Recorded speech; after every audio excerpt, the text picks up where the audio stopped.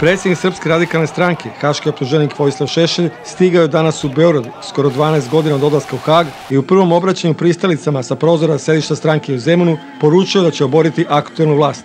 Haški tribunal me je na brutalan način izbacio iz ševeningenske tamnice.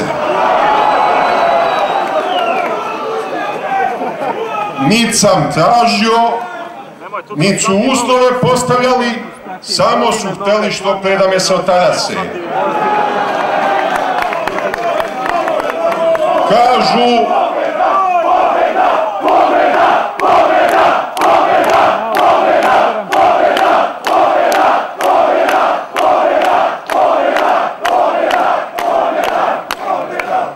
Pišu tamo u odluci da je to privremeno.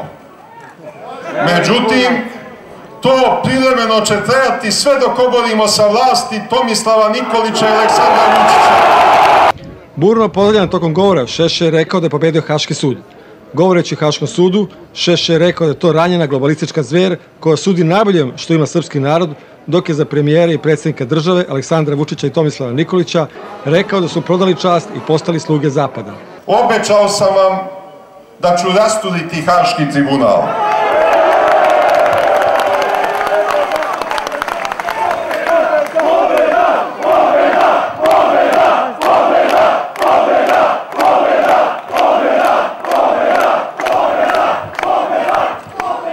Doduše, borba je trajala nešto malo duže nego što sam očekivao, ali pobedi se u zube ne gleda.